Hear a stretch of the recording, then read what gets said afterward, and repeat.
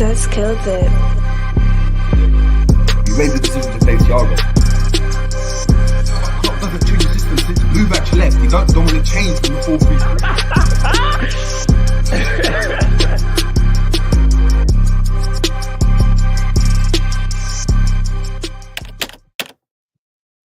4-3-3. Boom, boom, boom, boom. What's going on, people? We are back again on the Jerry James Show, and it's a big one today. It's a big one this evening. Good evening. I mean, on the edge of our seats with this Arsenal game. Brentford seemingly tried to do a job. Tony, I think it's clear to say after that game, he really wants to join Liverpool, but boy, we're going to chop up the Arsenal game, of course. Just a bit. But big up to everyone in the building. Hope we're doing well. We've got the big one. City, Liverpool, Anfield. Klopp versus Guardiola for the last time ever, potentially. At club football in the Premier League, from what Klopp said, in the Premier League, 100%. Boy, I don't really know where to start. I don't know. There's so many questions I've got. Is this... Now, I'm actually going to ask them later on. But before I do that, I've had to obviously get Ram back in the building. We got Ram, the main man, Ram from the Ram stand. Looking trim. Nah. I'm a mess. This game's got me all screwed up, bro.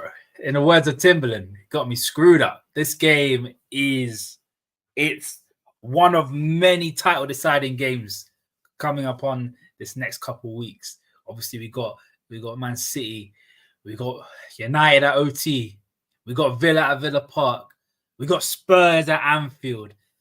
But also, these man have got big teams to play themselves. City have got Villa as well. They've got Spurs as well. Arsenal got Spurs. Spurs. You know what? We talk about Liverpool, Arsenal, City. Maybe Spurs can decide this entire title race. They can decide it. They can pick who they want to beat and pick who they want to lose against. So, bro, first of all, this game, obviously, Jurgen Klopp, Pep Guardiola, the rivalry officially will be ended. At the end of this game, it will officially be the last time these guys will face each other in the Premier League. So, looking forward to it. You obviously got to bring back some throwback to this, man. You got to throw it back, bring back the old team, because this is a big one. It's a big one. I'm not gonna lie. All I've been doing today and yesterday is watching our past games against City at Anfield. I've been watching. My snaps and videos from when Firmino slapped it in and done that one. Yeah, and I'm not gonna lie, this might be Klopp's biggest ever game for Liverpool. Contextually, because of what it means, what it signifies, what it suggests, what it depicts for Liverpool fans. Now, I don't want to get into what stuff means for Liverpool fans and Liverpool players, because then we're going to be getting into the beef between Trent, Haaland, you got Walker chiming in. But this, for me, this game means more than any other game. Any other game. Do you know what as well, JJ, just to add? Neither team can afford to lose. We've both got to win. Given the result that's happened today, we can't draw. It has to be a win for either team. A draw, look, people are going to say it's premature. If we win, I think we win the title. If City win, they win the title. If we draw, Arsenal win the title. That's how I see it. That's how I see this game going. I honestly, we can't afford to lose. City can't afford to lose, but we both can't afford to draw. You know what I mean? It's high stakes. And I'm looking forward to it. Obviously nervous, but I'm looking forward to it, man. Yeah, proper nervous, man. Look, before I get into the people in the chat, because the people in the chat flooding in, guys, make sure you're smashing the like in the building as well. As soon as you come in, look, there's 30 people straight off the bat, and I know people on different channels watching this Arsenal reaction. So big up to your damn self. Smash that like on the video. Head over to the Ram stand as well. We're going to grill Ram about his content creation, yeah? Because the chat I haven't even told you, Ram. I've been kind. But the chat have been cooking you in recent weeks. They've been cooking you every single stream. Someone's going to say something, but they've been cooking you hard. They're saying, I'm more consistent in you in one day than you've been in your whole YouTube career. That's what they're saying. which is Bruh. crazy. I don't even want to single whoever said it. I don't know if they're in the chat yet. But Arsenal game, what are your thoughts? Because it adds to the context of obviously tomorrow's fixture. Arsenal seemingly, look all the possession in the world, but not really being able to break Brentford down. I looked at the stats before Havertz scored, and it was 1 XG for Arsenal, 0.97 for Brentford, and they were both 1 goal apiece. So it was looking a very even contest, like taking away the possessions side of it. Yeah. Brentford very clinical with the way they were attacking. Could have got a goal. Do you know what I mean? Could have got a couple of goals, to be fair. Arsenal could have got a couple of goals as well if you were to be kindly. But it looked as though, it was going to be that draw that Liverpool fans and City fans were preying on. And then Havertz came clutch, man. Man shouldn't have been on the pitch, man. JJ, I said it in the chat, shouldn't have been on the pitch. Like, one thing I want to say, I don't want to hear no Arsenal fan talk about what's it called, because it's always Arsenal fans talking. They chat the most about that drop ball incident against Forest. I don't want to hear nothing from them no more, because Havertz should have been on the pitch. You should have got a second yellow card for that dive. If you dive, try to get a penalty, that's a yellow card in my opinion. Especially when it's a penalty, yellow card. You're trying to stimulate and con the ref to give you an advantage. That's a yellow card. Second yellow, red card, sent off. That's how I see it. And I'll say the same thing if it was a Liverpool player. But look, I expected Arsenal to win. I never thought that. In my mind, I never thought that Brentford were able to hang on. I always think the worst when it comes to like City and Arsenal. I always think they're just going to win the game. So my mind hasn't changed from that sort of sense. I still want us to win this game. Like, even if they drew, I need a win. I just need that cushion. We haven't got a proper cushion yet. And if we just get that cushion until we get our best players back, I'm just going to be hoping at this point. But it's tough one to have, especially the way the game was going.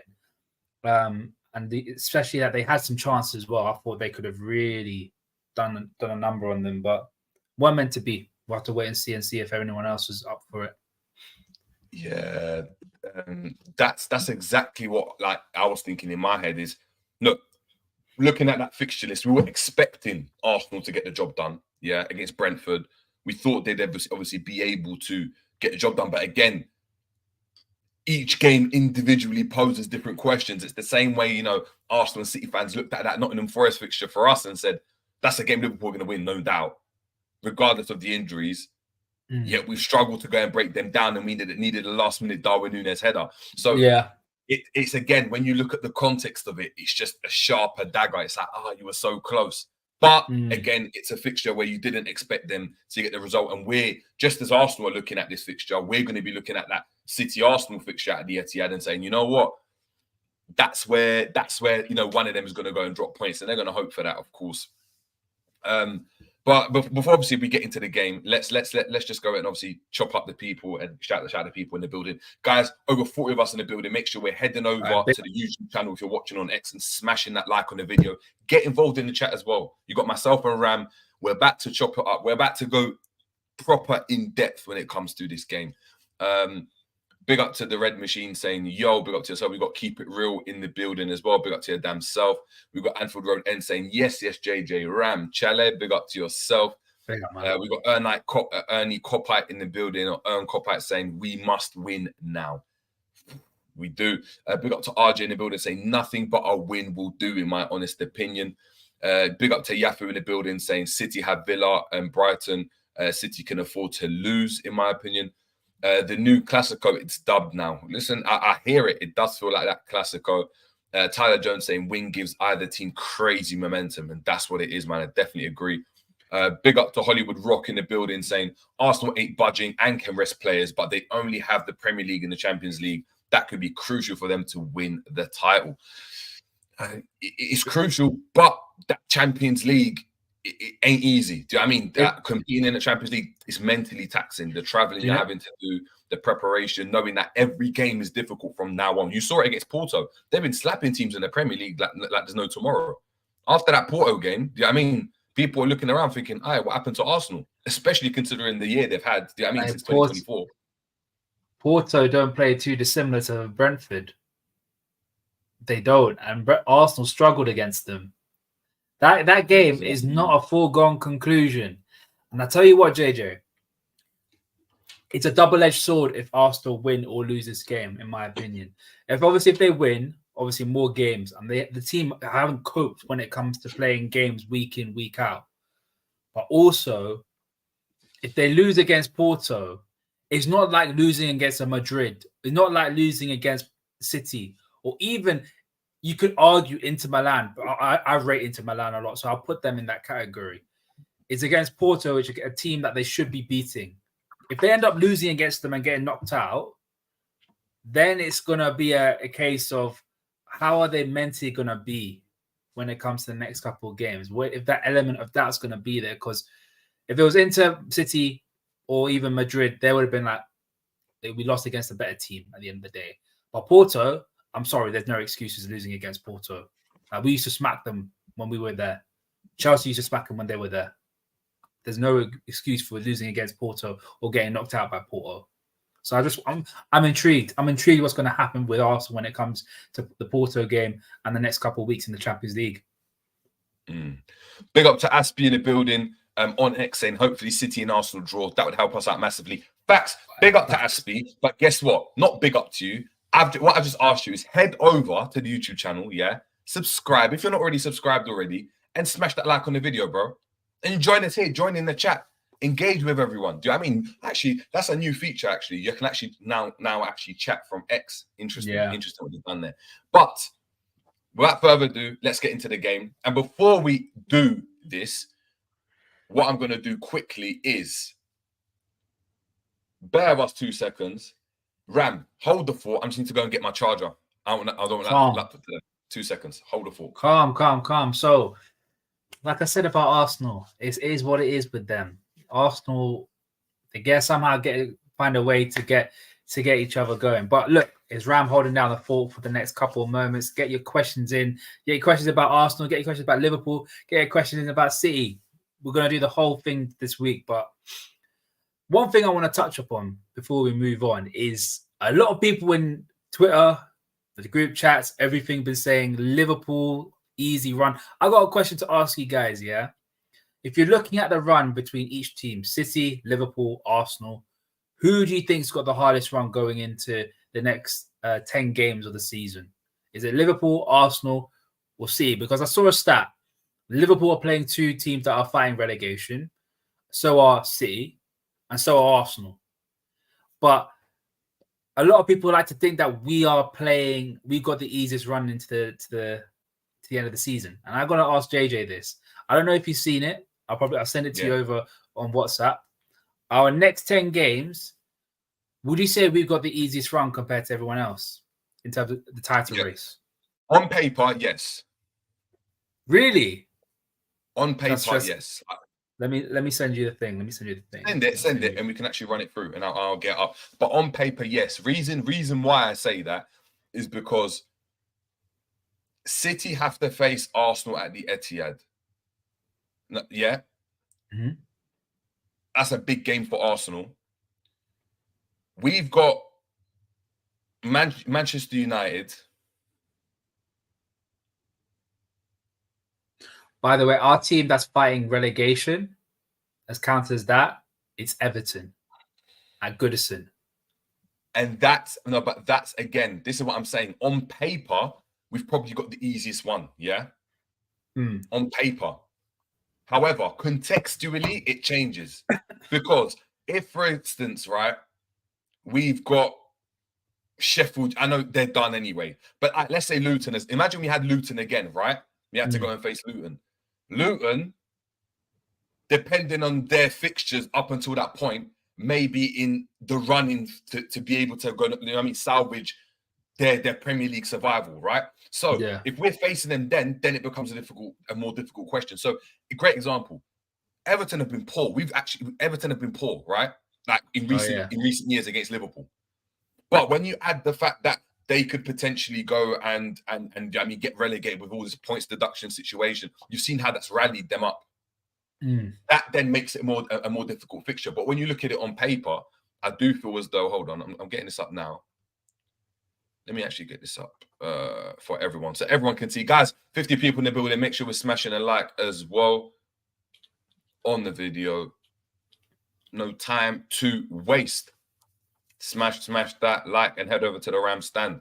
So that's obviously the running. So Liverpool, of course, have City at home, Brighton at home, Sheffield at home.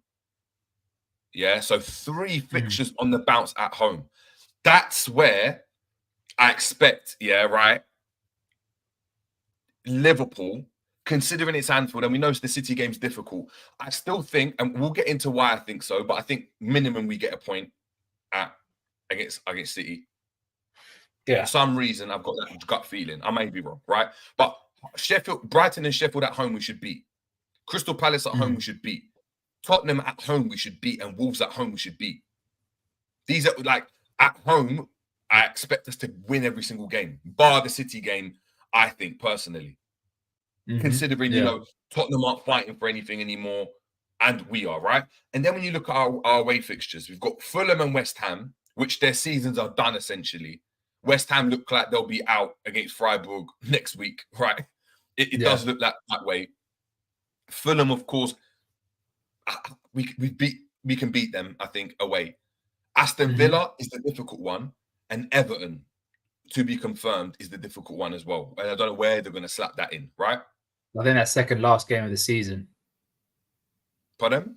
I think that'll be in the second last game of the season. That's what they've been saying. It might be. That's what they've been saying. Well, yeah. So the Everton ones, but I don't look at that as difficult as when I go and, for instance, look at going to Man City. They've got back-to-back Liverpool, Arsenal, Villa. That is, I know it's at home, but still. They then have Tottenham away, right? And Tottenham away is massive for them. The bogey team, yeah. That's their bogey team, right? And then I expect them to win everything else. I look at Arsenal, and Arsenal have got Brentford that they just beat them. They've got City, Villa at home, Tottenham away, United away, Everton at home. And they'll beat Everton at home. They'll beat Everton at home, 100%. Depends on what Everton context. If Everton want to stay up, context. Listen, it'll be interesting, man. It'll be interesting, I think. Let us know in the comments what everyone thinks about that running. But look, without further ado, before we get into, of course, the actual preview, right? Start talking about the game. I always like to set precedent, and Ram, you'll know about this. I like to do Jerry Knows Bets. Play on words. Jerry knows best. So I give stats that I've been able to go and curate surrounding the game, surrounding Liverpool, right? And then I go and actually what I've done, Ram, if you haven't been watching, is people get to go and there's stats that people can use if they want to go and bet, if they want to be a bit of cheeky bet down, a cheeky little gamble, a little bet with your friends. You get to then obviously go and have a look at it and be like, okay, cool.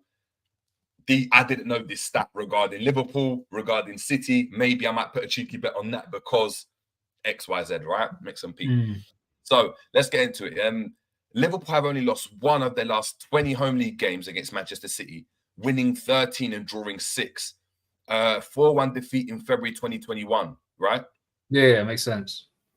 However, and that was obviously no fans, right?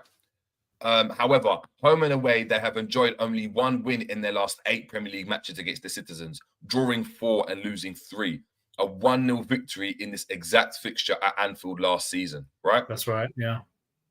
Just 2 of the last 30 Premier League matches between Liverpool and Manchester City have been won by the away side. 16 home wins, 12 draws.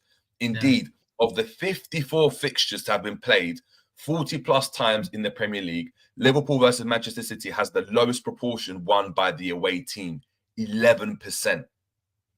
When I talk about gut feeling, this is where it comes from, right? Liverpool 22 and Manchester City 21. And we're going to have to discuss this, guys. Guys, make sure we're aware of this. Are the two top sides for points gained from losing positions in the Premier League this season. Yep. However, the side scoring first has only lost one of the last 19 league meetings between the two clubs, winning 13 and drawing 5, excluding 0-0 draws. With that being said, the Reds' 4-1 loss at the Etihad Stadium last season, with that being excluding the 0-0 draws, with that being the Reds' 4-1 loss against at the Etihad last season. I'm about to sneeze. Since their 4-1 defeat against Man City at the Etihad last season, Liverpool have won more points, 88, scored more goals, 91, and lost fewer games, 2, than any other Premier League side, whilst also keeping the joint most clean sheets since that time. After that City game, we essentially would have been top of the league. Yes, with 88 points. Scored 91 goals, lost only 2 games, and kept the joint most clean sheets, which I assume would be with Arsenal. This is when we started to do that Trent inverted thing. I think we did it against Leeds. Yeah. Okay. Man City have won their last 9 away matches in all competitions, scoring 25 goals across that run.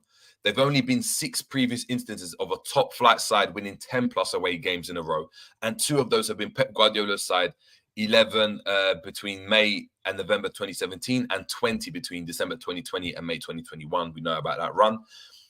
Substitutes have scored or assisted 22 goals in the Premier League this season for Liverpool, 11 goals and 11 assists, with only Man City in 2011, 2012, 24, and Arsenal 09, 10, 23 having more sub-goal involvements in a season in the competition. A substitute has scored or assisted in their last 4 games, with 5 games in a row, the Premier League record for a team having a sub score or assist achieved by 5 teams previously. Take that into consideration when we're talking about subs, right? Man City are the only side yet to concede a Premier League goal when they've been losing in matches this season, scoring 10 goals while trailing. They've also had 75 more shots than their opponents when losing, 99 for 24 faced, the best differential of any side when behind, despite the fact they've trailed for the lowest percentage of minutes in games of any side in the division this season. We've got a couple more before we get into it, guys. Make sure we're smashing a like as well. Liverpool have scored 10 Premier League goals in the 90th minute of matches this season. Their joint most in a single season, also 10 in 08-09.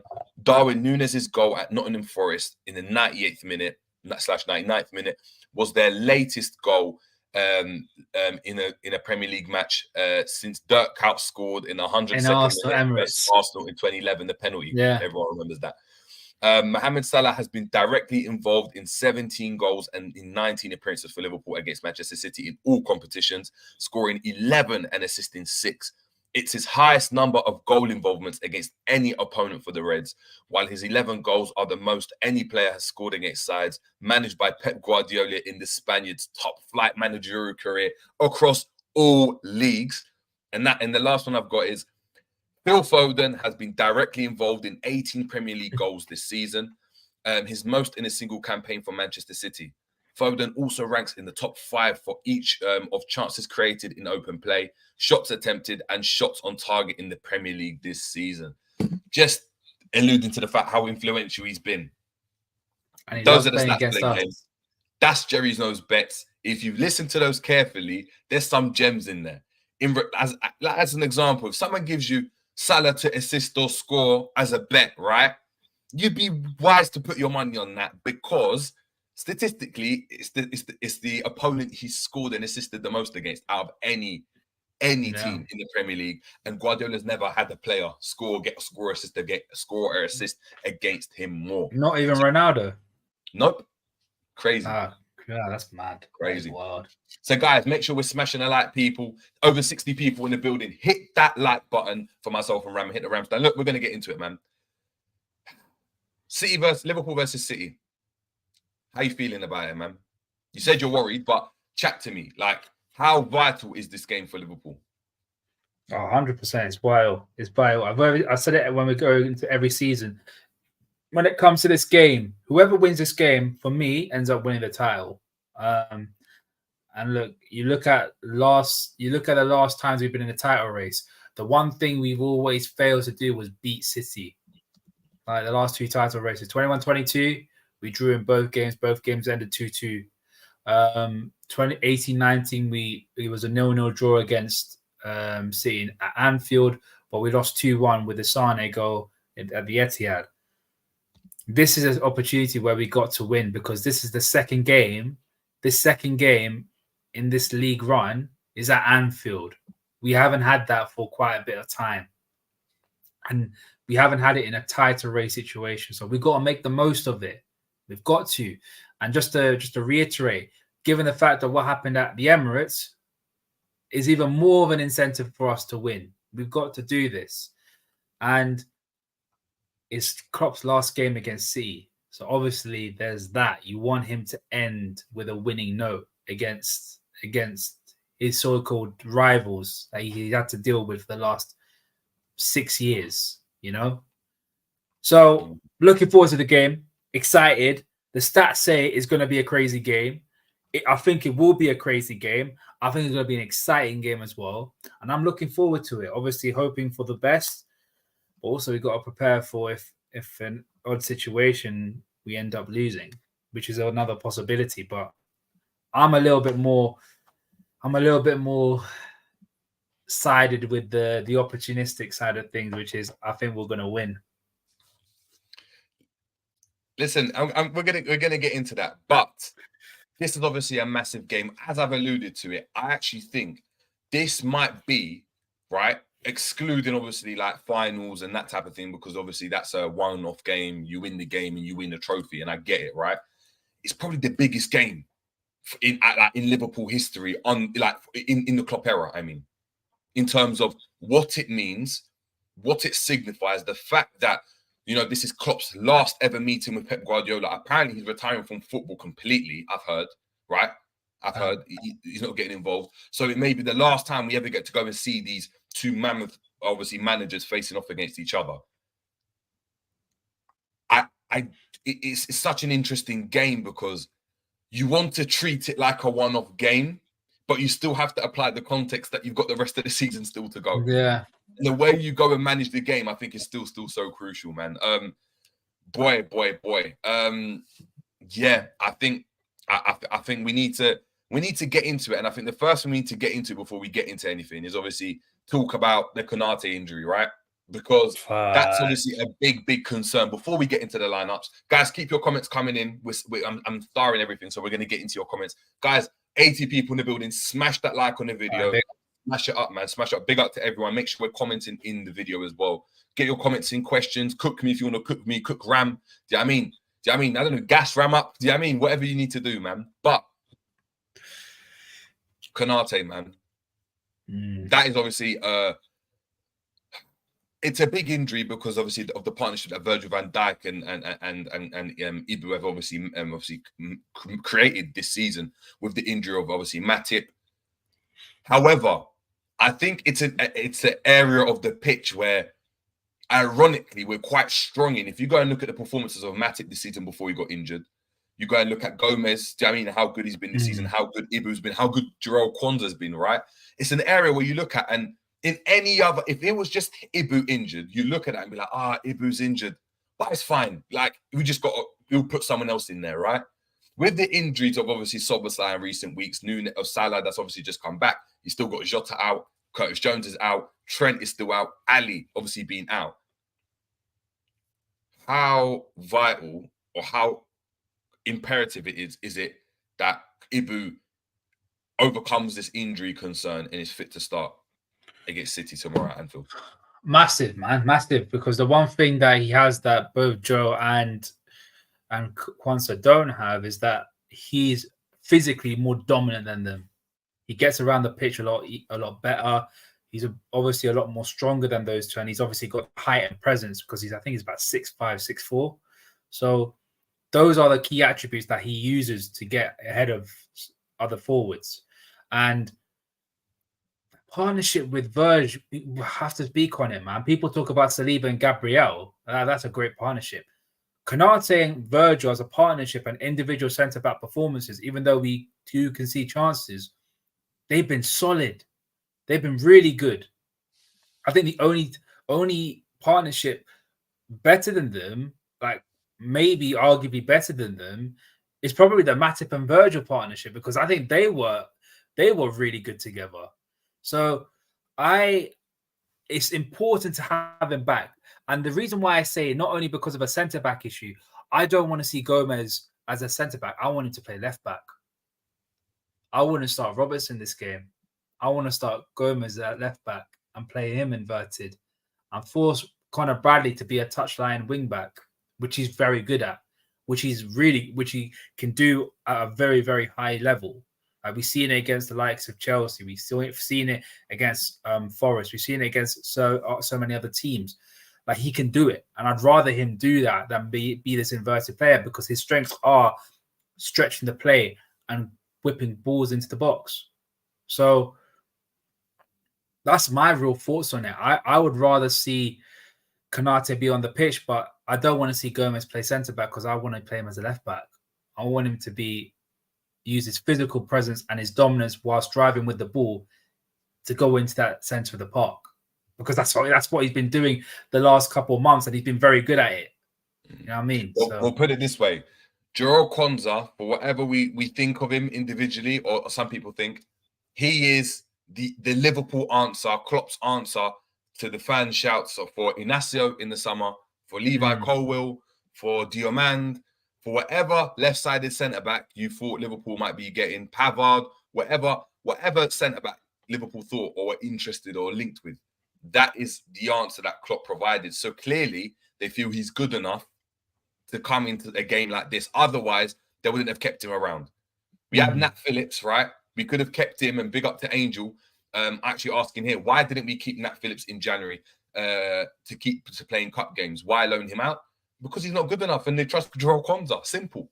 If we had signed Inacio, put it this way, if we had signed like an Inacio or a Levi Colwill, would people be sitting here thinking, I'm not sure, we ain't got Konate, we have to play Joel Kwanzaa, like, this is mad? Or would you just be like, oh, okay, cool, we bought him for this type of... Inacio, yes, because as a right-sided centre-back, because he's so left-footed dominant, the awkwardness will be very awkward, you know what I mean? Like, certain players are just built to play as a left centre-back or a right centre-back. They don't play the other side. Yeah. You know what I mean? Like, Matip, I don't want to see him on that left-sided centre-back position. I've seen it once and I didn't like it, so I don't want to see it again. So it's one of them ones. And with Kwanzaa, you're having two players that are very standoff defenders. They let the aggressor go, they stand off. But if you have two standoff defenders, then who's going to be aggressing? And it just is not a great fit. And on that thought, it just popped into my head. Another player that's going to be important, especially when defensive transitions, man like Endo. Because if we've got Kwanzaa and Van Dijk, someone's got to be aggressive. And the only aggressive player that I can think of on the pitch as a defensive player is Endo. So he's got to be doing a lot of sweeping and a lot of covering, which is going to be interesting to see. I hear you. But look, without further ado, let's just get straight into it. Let's get into the particular lineup, man. Guys, get your obviously comments in. We're going to obviously read them out at the end. Let's get into it then. Match day 28, or is it 29? Let's go 29. I think it's 29. No, match day 28. 28. Is it 28? So I was right. Oh, go with your gut, maybe. All right, cool. Let's get into it. In goal, it's Kelleher. I don't know if you've heard, some people are calling me blasphemous, right? Honesty being one of them has been getting on to me for this. I'm saying Kelleher's better with his feet than Alisson, yeah? And the question I've got, and I've asked the chat, is what does Kelleher have to do for him to get a run in the team as first-team keeper? Because I don't know about you, I think he's been outstanding. Hope that Alisson gets injured. Literally. Do you think he could ever be as good as Alisson, though? It's difficult because Alisson's played in big games, big games. Man of the match in the Champions League final. Like, he's been that guy. He's been there and done it, and we've seen it for such a long time, and we've seen it consistently as well. But I wish Kelleher wasn't 25 years old. I wish he was 21. Because then, transition-wise, Alisson looks like he could play goalkeeper until he's about 36. My main worry when it comes to Brazilian goalkeepers, once they hit that 30 mark, they end up dropping off heavy. You know, Julio Cesar, Dida, once they hit 30, they were done. And I thought the same thing about Alisson, but no, it looks like he could be going until he's about 35, 36, or even 37. So I don't know what to do with Kelleher. I really don't know. Because he wants to play for first team football and he wants minutes under his belt. And the only way he can do that is by leaving the club, because I don't think he's going to get minutes ahead of Alisson, like the minutes that he wants. So I don't know, honestly. I don't know the question about better and the feet. I think Kelleher's better. Kelleher's better. Kelleher's better at his feet. You just went and said it, yeah? All right. I mean, I've said this before. Kelleher, the only thing Kelleher could say is better than Alisson is his distribution and his and calmness with his ball at the feet. Everything else, I want to say Alisson is better. I want to say Alisson. What does he have to do? But what does he have to do to be that number one guy? Because I don't know. He's been outstanding. Like, if Alisson did this, we'd be raving about it, I think. Oh, yeah. I don't think we would be raving about it. I think we'd be like, that's just Ali. I think we come to that point where it's like, that's just Ali. Ali does this week in, week out. I think in fact, because it's Kelleher, we haven't really seen it. And because we're seeing it now, it's like, oh, crap. Who have we got in goal now? So I'm not sure, I'm really not sure. But if we do get a bid of around about 25, 30 million pounds, which I think that's his value because he is worth that amount of money, I might be looking at that price tag and being like, should be about 50 at the moment, man. Homegrown and that, it should be about 50. I'm not gonna lie. He's homegrown, isn't he? I forgot about that. Did he play in Ireland when he was 19? Or when did he first join the club? He joined the club at like 16, 15. Oh, yeah, he's homegrown. Yeah, fuck it, yeah. Add another 20 mil to that then. Add another 20 mil to that, honestly. But... Exactly. But cool. So we've got Kelleher in goal. At right back, of course, we know Trent is still out, probably going to be looking at, obviously, at a return after the international break. So still quite a while away. Like, I mean, at least a week, couple of weeks. Who are we going at right back then? Is it Bradley? Is that easy? Because I know some people have been a bit uneasy after his own goal in the Europa League. They're looking at him thinking, you know what? Do we go and start him? People are now getting, obviously, shaky feet. Do you know what I mean? Does Bradley start? Do you go Bradley? Yeah, I think so. I think that goal, because I was watching it with Drifty. I think, in my opinion, if Konate wasn't, because he was hobbling around a bit, Konate, if he was still fully like in it and his hamstring wasn't going, I think he would have got onto that. I think Conor Bradley, it shouldn't have been his role to do that because he was already tracking back and he's going to have to stretch to get there.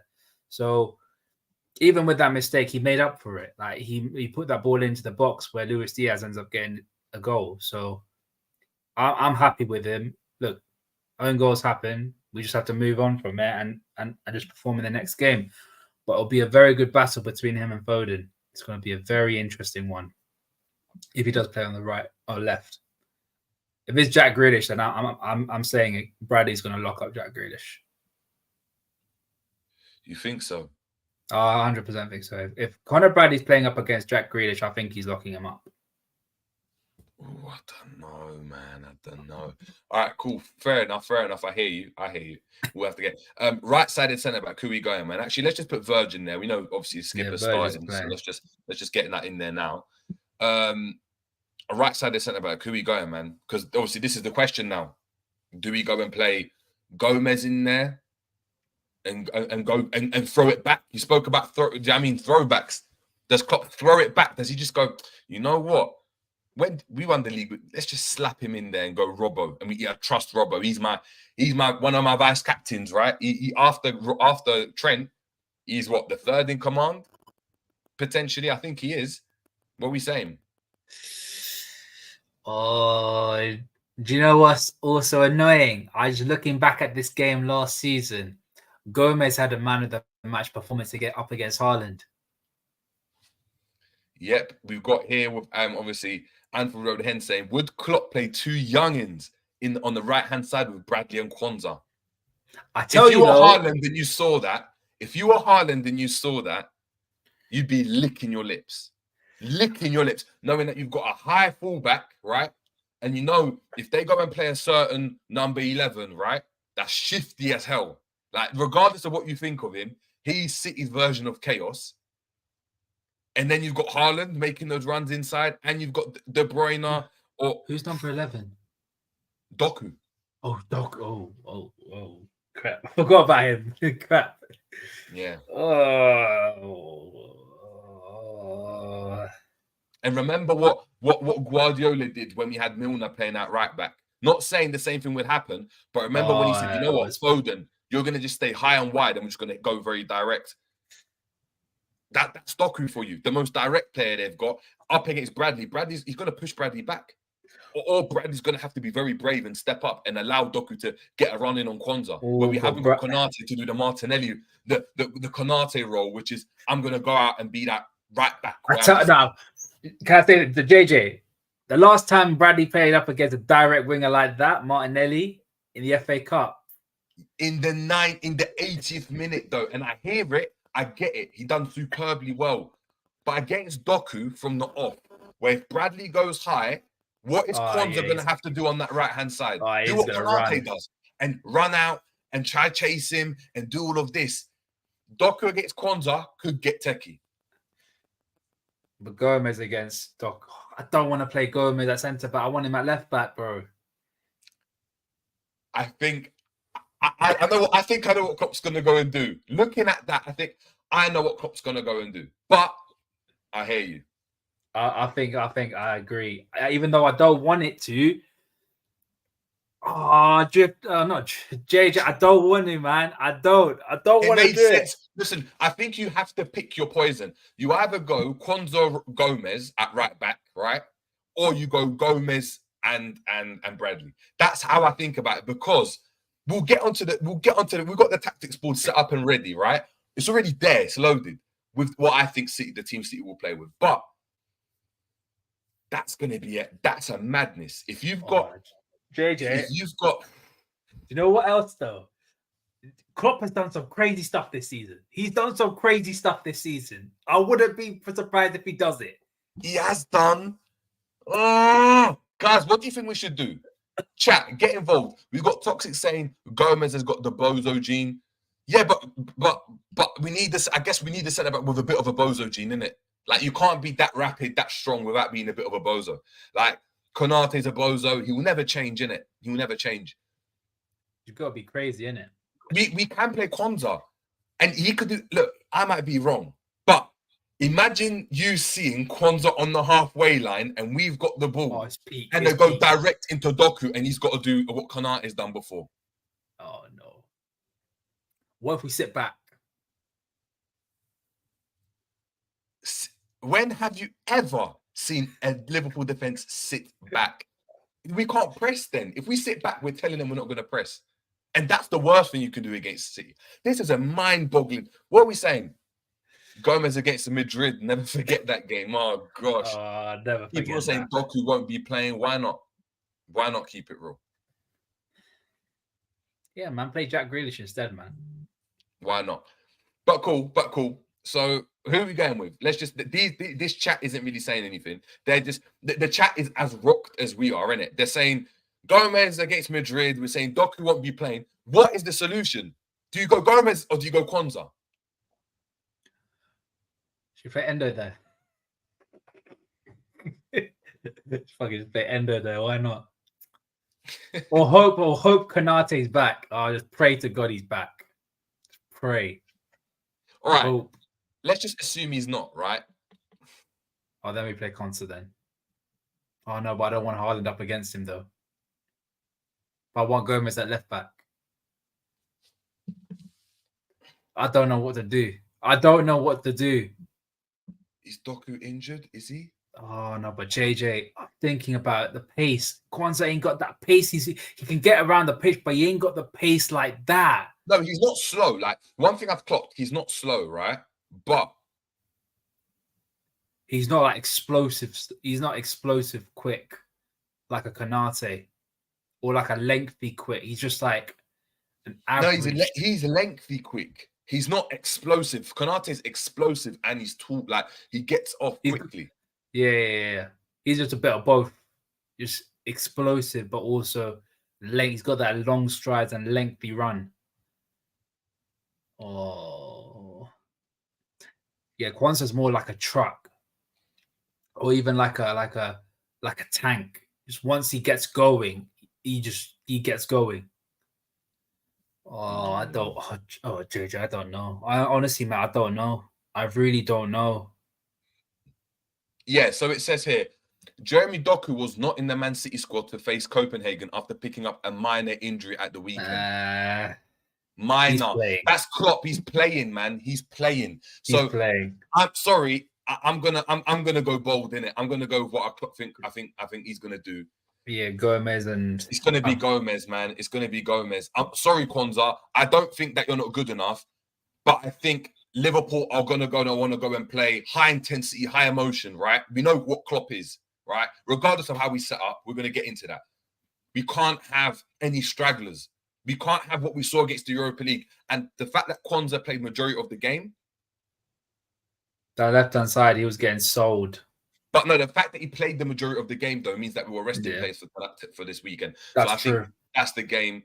And I think he goes, I think he definitely goes Robertson, man. I think he goes tried and tested. Like, he knows he's done this plenty of times, innit? Sometimes, you know, when it's a one-off game, you know, like a playoff game, you have to just play your best players, innit?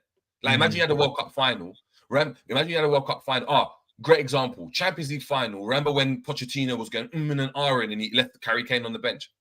Yeah. No, he played him on the pitch. No, he played him on the pitch. Oh, he did. He did.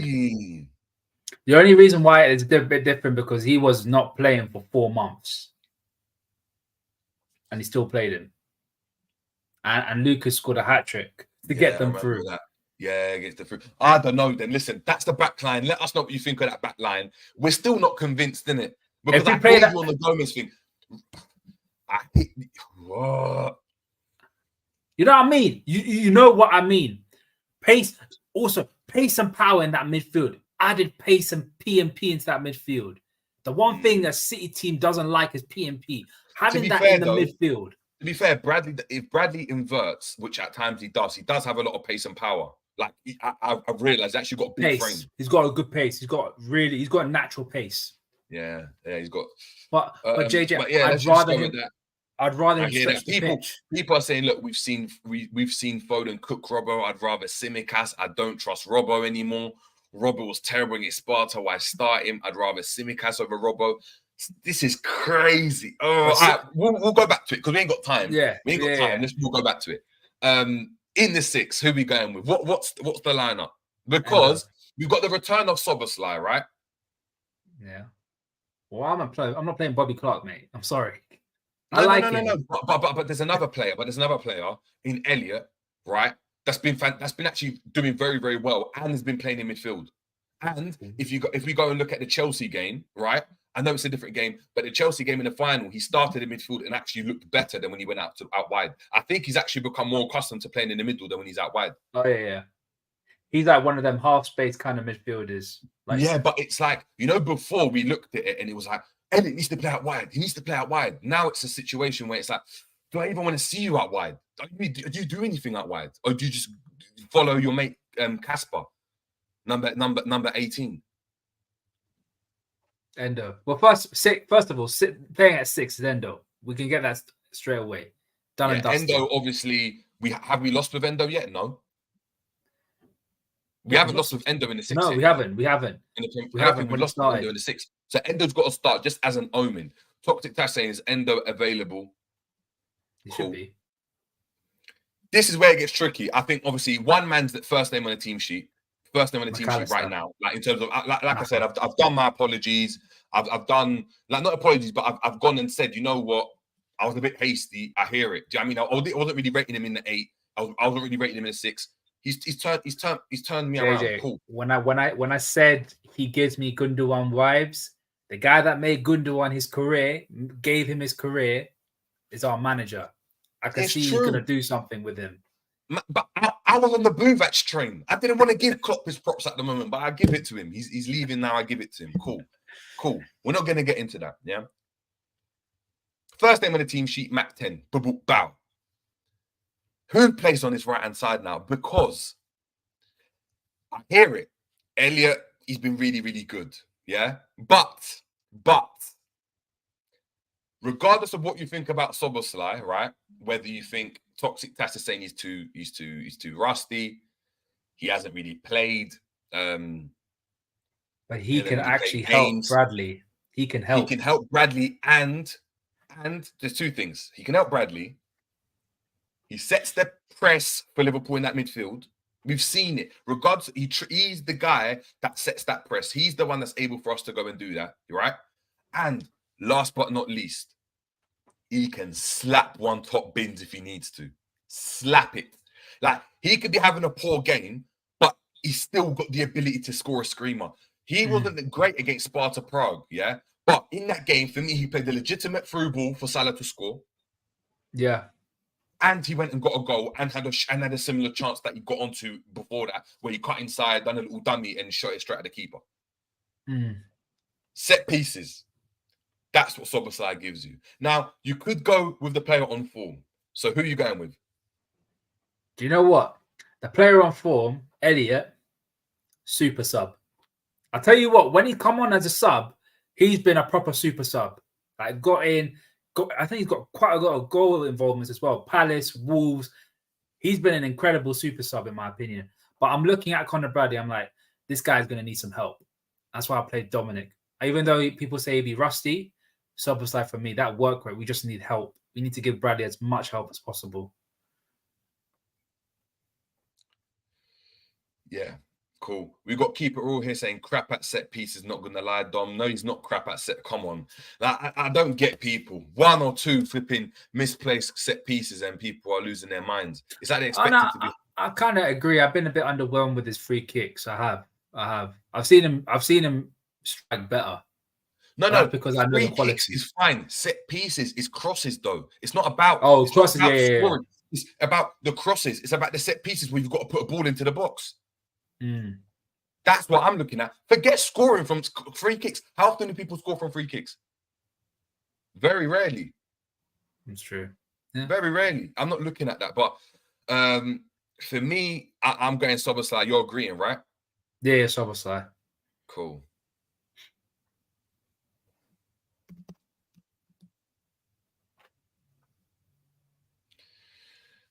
What we saying? Let's start on left wing. Who is it? Diaz? Yeah, I think it'd be Diaz. There's no one else. As in, he's actually been quite good. He's reminding me of Mane in his penultimate season when he was actually holding up the ball. Like, he's coming central, and this right back doesn't know whether to pick him up in the centre and leave space for the overlap, or for someone else to make a run. Whether it might be Curtis Jones or whoever is playing on that side, or McAllister, Clark, or he goes and lays it off. I've been impressed with him. I think he creates chances. He just can't score. You can't hit a barn door. He does both. He creates chances for himself, but also creates chances for other people. But output just needs to get output now. Yeah. So cool. So what we saying then? Right wing. Right wing. Actually, yeah, right wing. Who we going with? Will he be back? Will he be back? I think he might be back. If he's back, hey, return of the king, innit? Return of the king. Why would he not be back? Did he not come on? Apparently, he was fine as well, innit? If he was fine, he was fine. That Klopp came out and said he was fine. And if he's injured, let him miss international break. I don't care. If he's injured, let him miss international break. Yeah. We got Anfield Road and saying Ben Doak all day on crutches. Damn. Keep it real saying sell Soboslai in the summer can be upgraded massively by Conor Gallagher. I hear you. I hear you. Work rate, innit? Like, if we're going to base it on work rate, I hear you. Liverpool Labradors, innit? Yeah, so cool. We're going with the man. He's there. I think that's there's no like. Do you know what I mean, he is Mr. Inevitable. Again, we read the stat. No player has scored or assisted more against Pep Guardiola side since he's managed in the top flight of football. That's in every league. In every league. So doesn't matter if it was Lewandowski Pep Guardiola was already there. Doesn't matter if it was flipping Aubameyang at Borussia Dortmund or Ronaldo at Real Madrid. It doesn't matter if it was Harry Kane. Salah's been the guy that's a thorn in Pep Guardiola's arse. So we're going Mohamed Salah, and of course we've got to go and look at the guy up top. This is going to be exciting. Are you going with my man that's bagging too? Nah, JJ. This is going to be exciting. Nunes up against Diaz. That's going to be some match. Because high line, Nunes, pace, Diaz, who ain't got a lot of pace on him. That's going to be some matchup. Do you think he drops Diaz to go and play Stones and Ake or Akanji or Walker? Nah, because that's their captain, isn't it? That's their captain. And I don't think he would. But I would, if it was me, I'm going to be excited. If I was Nunes, that would be, yep, that's my guy. Because Diaz is the kind of player that wants to be aggressive, wants to be right front and center next to the forward. But Nunes is the kind of guy that's like, look, keep me isolated with you. I am going to run past you and I am going to take you on a foot race. And we'll see who wins that race. So, yeah. Hold on, I've just seen something. Hold on. Yeah, so have I. Oh, no. Oh, no. Oh.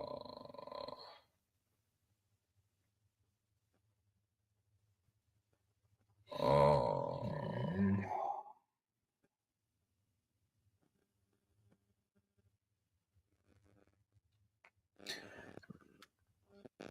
Oh. Yeah, I don't believe it. I'm going to wait until something. Yeah, just take it as a fake source for now. As a footballer, one of the best. All right, listen, let's not even get into it. But yeah, that's obviously the starting lineup we've gone with. So we've got Kelleher in goal, Gomez, Virgil van Dijk, the partnership at the back with Robertson and Bradley. Another partnership for Virgil van Dijk. It's like we're chopping and changing every single day. Endo, McAllister, and Soboslai. Do you know what I mean? Our two major summer signings in the midfield, like signing with the six. This is what people wanted. This is, you know what I mean? If it wasn't Endo and we had signed Doucouré or Painha, this would have been the midfield everyone wanted at the start of the season, right? And then, of course, Diaz, Nunes, and Salah. Boy, it's a strong team. It's a strong team. Clay's FN saying, why no Konate? Konate's injured. Konate is injured. So, we'll have to wait and see. If Konate is available, then I think Gomez goes at left back and we've got Konate playing at centre back. That's what I would do. But apart from that, yeah, that's obviously the lineup. So Gomez goes left back for me. Yeah, let us know what you think about that. But let's now move into what we think. Hold on. What we think and where we think City and obviously Liverpool will have their joy. So Ram, can you see this? Can you see this? Yeah. Yeah, I can see it. Cool. So the numbers are quite big. So if you can't see the numbers, I'll obviously talk to you guys. So the team I've gone with for City, and maybe let me know if you think you change it. So I've gone Ederson in goal. At left back, I've gone Ake over Gvardiol. I think Ake starts, right?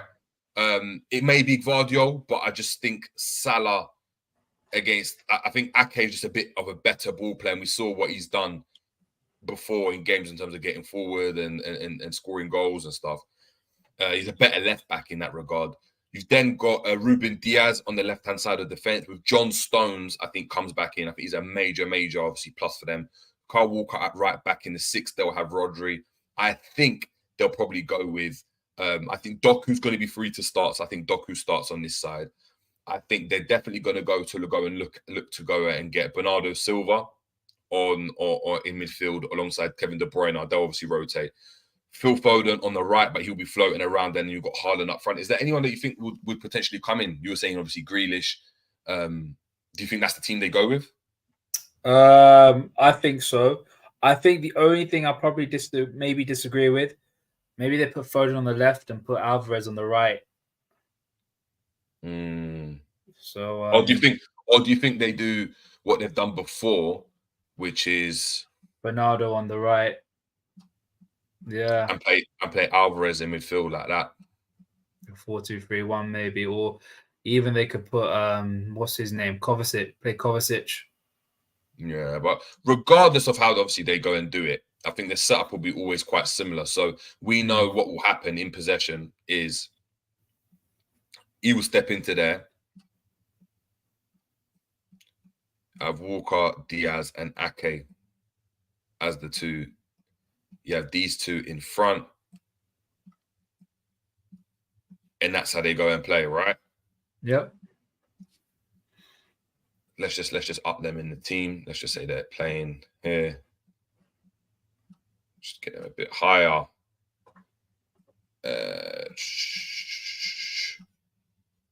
Cool. And then Liverpool, of course, we're a bit more different. So we'd obviously go. You have Nunes that has to come off on this side. You have Diaz actually quite close to him. Knowing that we're going to have Robbo and looking at recent heat maps, we know they're going to be quite high, as they always are. We're then going to have Robbo that's going to have to kind of keep. If we don't invert, it will just be a standard, him get up here. And I think that's how we're going to go, I think our three at the back are going to be, most likely than not, they're going to be Endo. Yeah, it'll be like a narrow two. Yeah, it'll be a narrow two. You've got Nunes that's floating in here. You have Diaz off here because that's to come off on that, obviously, from the left-hand side. Salah floating in around here with Bradley really high, keeping width, right? Yeah, something like that, right? Endo here, put them up. So, looking at that straight away, right? Where do you see?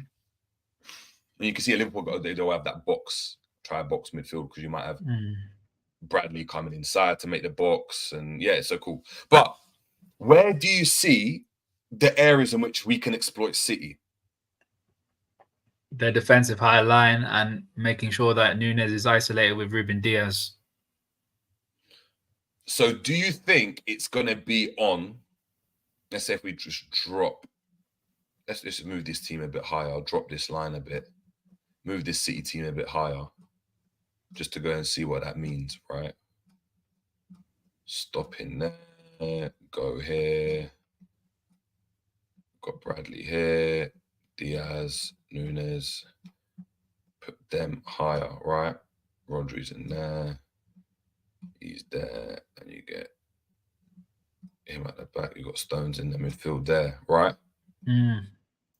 You're saying it's that high line for them, so you want this situation. So whether it's Salah, McAllister getting the ball in these areas, and playing balls down the channel or over the top into Nunes. Because we know Ederson, unfortunately, stands quite high.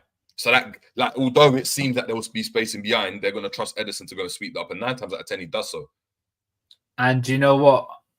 And that's why I've been so, and you've been so giving out so much praise for McAllister. He knows how to wait the pass when he's making those balls in behind. If he's trying to clip the ball in behind, his weight of pass has been phenomenal. And that's why I feel like he could be it could be a situation where he could leave Ederson in a really sticky situation, and Nunes is running onto it, and it could be a big, big problem. I.e., he could foul Nunes and possibly get himself sent off. Yeah, guys, make sure we're smashing the like as well. Yeah, I agree. And I think, you know what I've seen in recent games and what I think Nunes will do is Nunes will make these runs, into these channels. And I think the problem City will have is Walker will think he's picking up Diaz, right? Yeah. He needs to run that side. he's got a problem. Does he vacate this space and draw them out? And can we catch them on a transition with Bradley and with Salah this side? But we know how dangerous Salah is. Hence why I do think Bernardo Silva will be dropping in. So we have to catch them out. Or if this happens, he comes inside. We've got an overlapping run here. And I think a lot of the time we'll be in situations like this, you know. I think you're also missing one thing, JJ. Conor Bradley has shown he could finish. He could score goals. So that's one extra thing. So say, before you moved everything, so say you put Walker a little bit higher, just ahead and make sure like Nunes is where he is there, and then Diaz push him down. And Ake move him down, and move Salah down. There's a little bit of space for Conor Bradley to come in on the overlap and maybe take a shot at goal. Because Doku doesn't really track back like that. Yeah. Or maybe even Szoboszlai. It'll be Bernardo Silva, but this is where I think Szoboszlai is key, because Bernardo Silva will automatically, you know, he's not going to. It'll be Bernardo Silva trying to get out to him, and obviously Doku will be coming back. But I think this area of the pitch, this area that, you know, Henderson used to always get the ball in for Liverpool, Trent has done in previous years as well. This area is going to be crucial, because these balls onto the back post with the runs, do you know what I mean, are going to be crucial, I think, because this is how we're going to go and catch them out. And likewise, I think, look, very similarly, for Liverpool, you know, we know our danger areas, like if we just go and set up how we normally do, are, let's go there quickly, are always in transition when we've got Robbo high, he comes in narrow, they're quite close. You got him following up.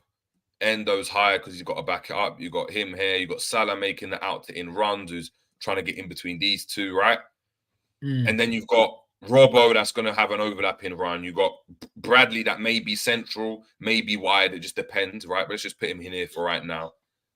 And then you've got Gomez and Virgil van Dijk on these situations, quite high up here.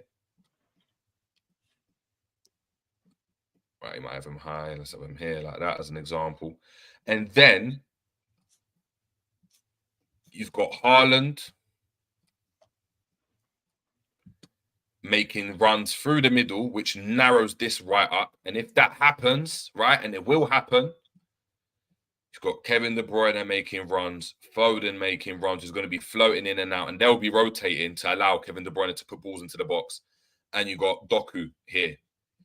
These sides are going to be a killer. And I think it's going to be very similar to what we saw against City, where, I mean, against Chelsea in the final, where Endo and McAllister are going to be blowing at the end of this game, because they're going to be having to cover the wings. So much more, yeah. Cover the wings. And it will be this the whole game. It will be that, covering the whole game. And for me, that's the worry, because if that ball, if Haaland, for example, just sits here, right? You've got Foden making the run like this to drag Virgil. You've got actually, it may even be John Stones that makes these runs and Foden peels off and Virgil follows him. You've got Robbo trying to track back and he's trying to watch De Bruyne in front of him, right? You're then asking Bradley and everyone to get back in time. And what we don't want, of course, is not to be, we don't want to be hitting the counter, but at the same time, we don't want them to start dominating possession, because we know, not like, if you give them a 20-minute spell where they're dominating possession, they're going to score a goal. Yeah. And as the stats have suggested, both teams have not lost the game once they've gone ahead. Both teams have come back the most out of any team from losing positions in the league, but both teams have also not lost the game once they're ahead. And that's why the first goal is crucial. Yeah. Crucial. There's so many ifs, there's so many hypotheticals, both for both teams. We can both be equally, both of us can get at. And it's gonna be exciting for everyone as a neutral, but as a Liverpool fan and as a City fan, it's gonna be stress. It's gonna be so much stress. Facts.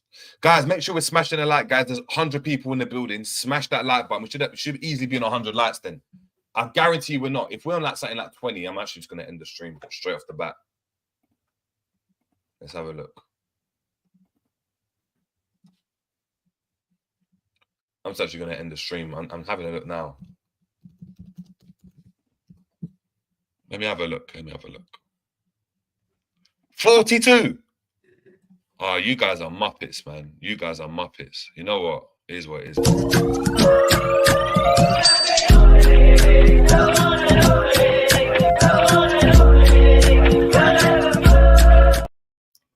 Got you there. But smash the damn likes, people, you bozos. I guarantee all these people are Man City fans. That's why they're not smashing a like. Smash the damn like. What are we doing here, man? What are we doing here? Damn like. Bro, it's a throwback as well. JJ and Ram back again, man, for the City Liverpool preview, and we only got 40 likes. Come on, man. What are we doing? I'm asking people in the chat, have they smashed the like? Yeah. And they're looking at me like this. Nothing in their pockets. I'm asking people, have you smashed the like? Why haven't you smashed the like? You've ended the stream. People right now, when I played the outro, this is what people thought. I fucked up. Yeah, you effed up. You effed up, man. Smash the damn like, man. Smash the damn like on the video. But yeah, cool. Yeah, so exactly. Where do you think the biggest danger? Who's the biggest danger man for City and for Liverpool? Where do you think the game's won and lost? Foden. I think I wouldn't have said. I'm not saying Foden because of the form. It's the fact that when it comes to Liverpool games, he just turns up. Yeah. And he's a problem. Like, remember last season, that goal, they got disallowed. He scored the goal. 21-22. He scored their first goal. And he just has a knack of scoring against us. And the form that he's in, the thing that he loves, Liverpool, he loves the big games. I think he's a big game player. He's a big game player, and he's going to be a problem for us. He really is. He is, man. He's a very, very big game player. I'm looking at for on the Liverpool side. I'm looking at Salah, man. I know we've spoken about everything. I think obviously Mikasa Soboslai is going to be key, but Salah has to have a good game for Liverpool to go and win. If there's a world where Salah doesn't play well and Liverpool win, we're honestly in a different dimension, because Salah's ability, right, to go and isolate Ake 1v1 at the right moment. So Liverpool's ability to go and do that when they're out wide, when they're in possession, right? Because there will be times in the game where we are like this.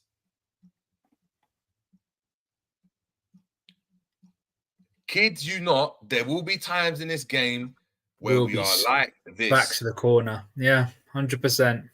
Defending in some measly 4-4-2, yeah, trying to get out to Doku, who's out wide here, right on the touchline. You got Ake here, Rodri here, you got him here, Haaland on the last man.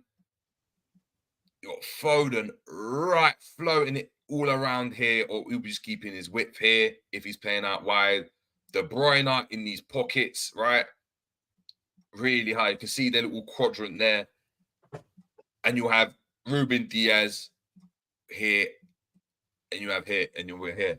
And there'll be times when we're defending like this at times. In a 4-4-2, we've done it before. Now, if we can go and at the right moments play fast football to release Salah that way, Nunes that way in those areas, right? Sometimes Nunes that way, right?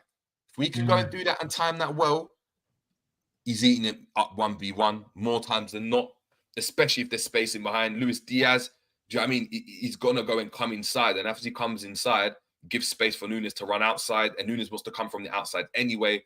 So it works. But there will be times when we're like this in the game. There will be times when we've got, Bernardo Silva on the last man. Do you know what I mean? Or Bernardo Silva swaps around and it's Foden on the last man like that. And you've got all of their players on the last man.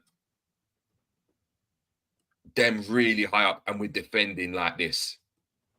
Yeah. Every man behind the ball. And they've got Ake here. And these are the situations where, we need to be able to go and capitalize on the count. And we've done it before. We've seen it with Cancelo. We've seen it with so many different. Do you know what I mean? And players in the past. That's why I think Liverpool need to be killers. Just be the best at transition as we always are. And I think that's where we could potentially get the victory. But guys, let me know what you guys think about this formation. Ali A saying Doku is injured. Same with Grealish. Guys, I've checked the stats. Like I've checked it. It was a minor injury against Copenhagen. Guardiola's going to go and play. He's going to play Doku. Guardiola is a liar. He's a liar. Alongside our manager, he's a liar. Yeah, don't trust him, man. Don't trust him.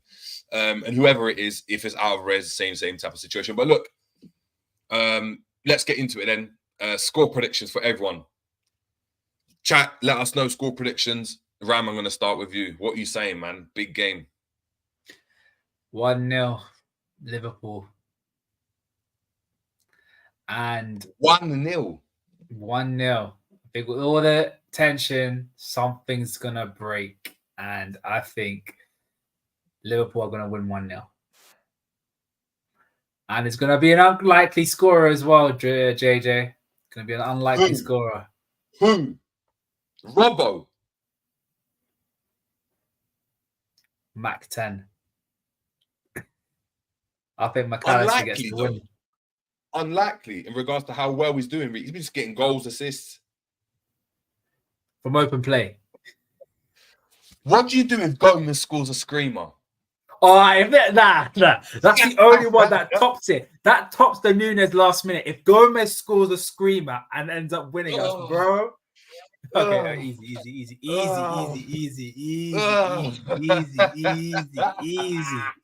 easy. What a way to get your first goal, though. It's written. That's what you know it's scripted. It's written.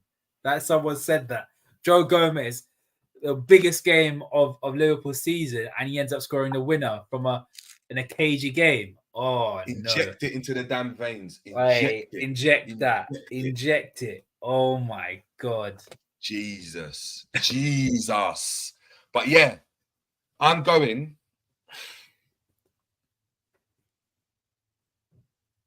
Should we put a £1 bet on it? On what? I'm saying we're going to win. So Gomez to score.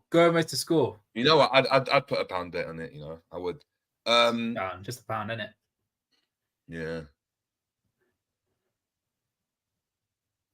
3-2 Liverpool. Oof. I think it's going to be high scoring. I can't see us keeping a clean sheet. And I know you didn't allude to that, but I think it's going to be such an open game at times. It's just about who's more clinical. I think Nunes is going to be on fire. Salah is Salah. Haaland, Foden, they've got goals in that team. And I think we're going to need more goals.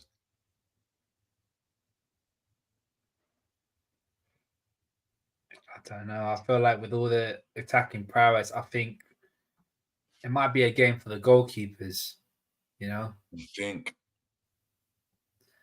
I think maybe just takes something like a Mac 10 goal to win it.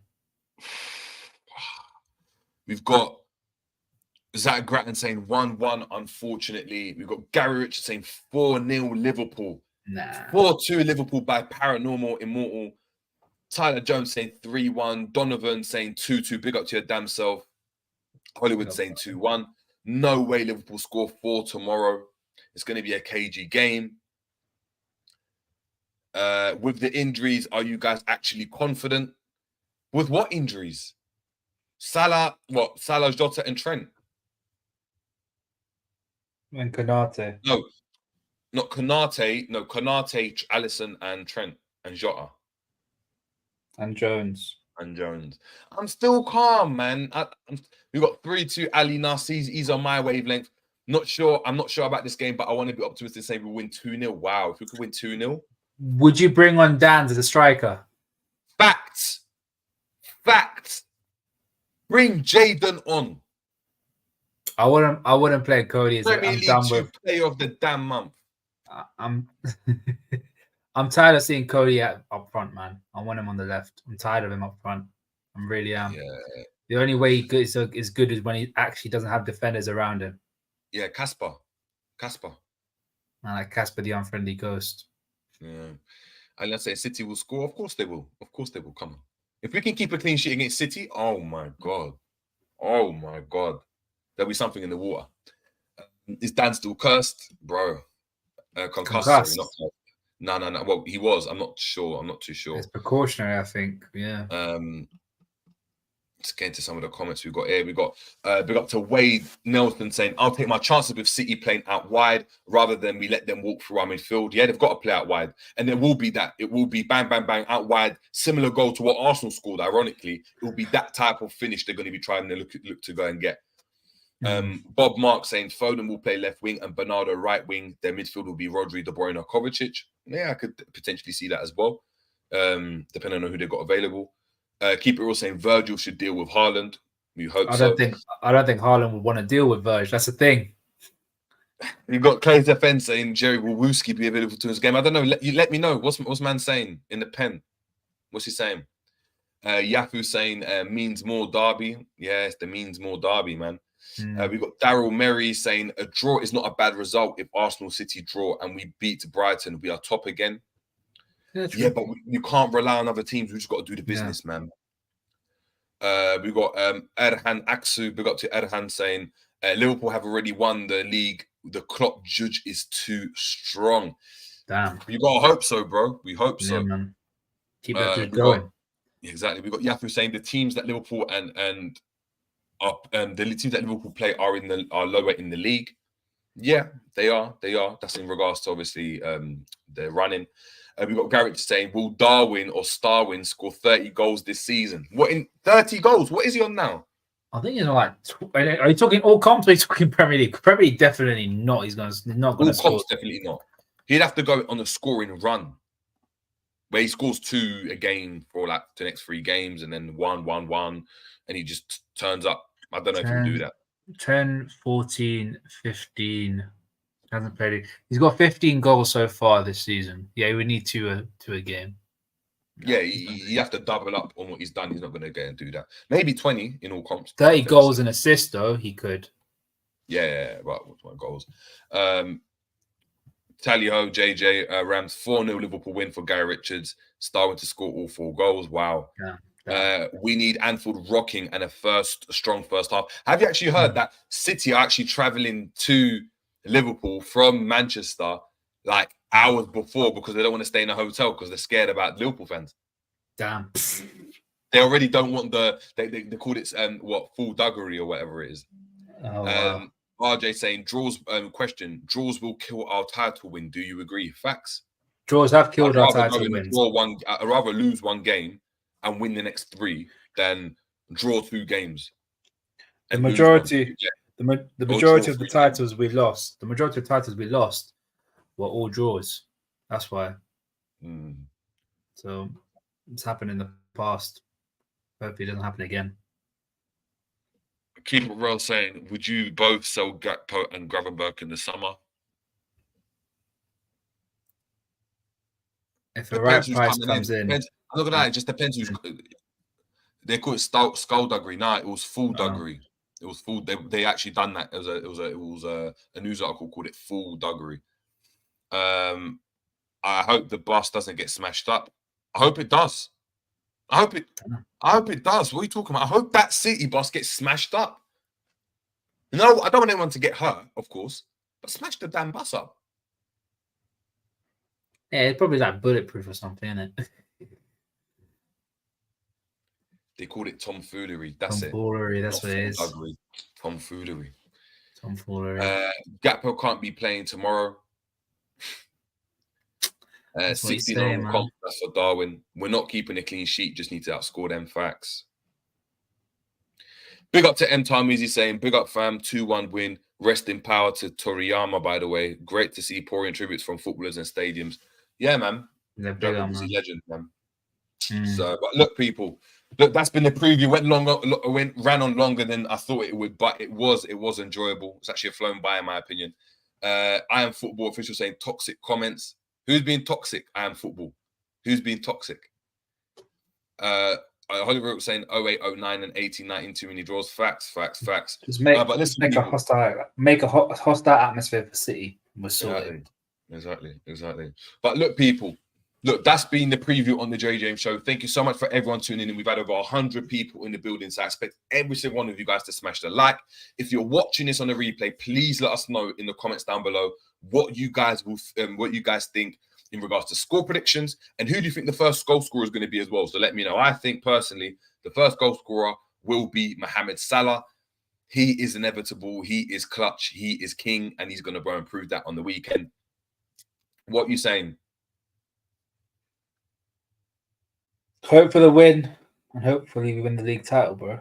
That's what we want. That's all we want, man. Win the league, win all our games, do our thing, man. End the season on a high note.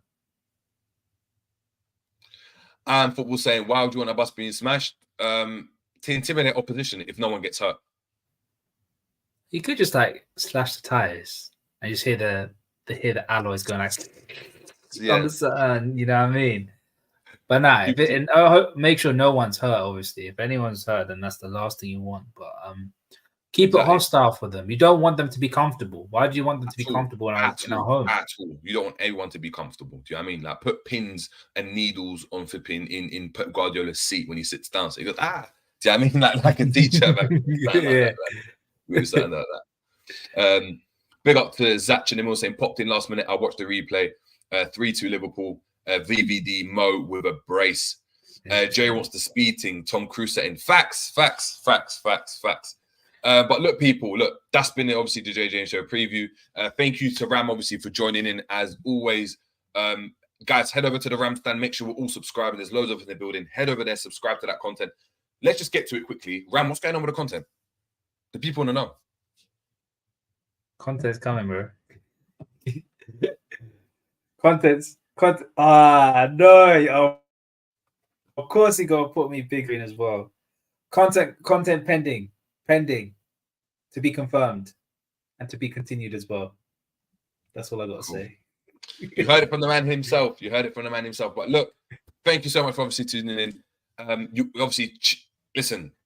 We're gonna need all the support we can get. So from wherever you are, north, south, east, west, England, flipping Ukraine to Japan to Saudi Arabia, wherever you are right now, we need all Liverpool fans coming together for this game, man. No matter what you think. Even G's coming together for this game. How about that? Even G's moving, sending his positive energies. Do you know what I mean? So that's where we're at right now. But look, until the next time, people, stay blessed. It's been a J James Show, and you'll never walk alone, Liverpool. Come on, you Reds. Let's go, man.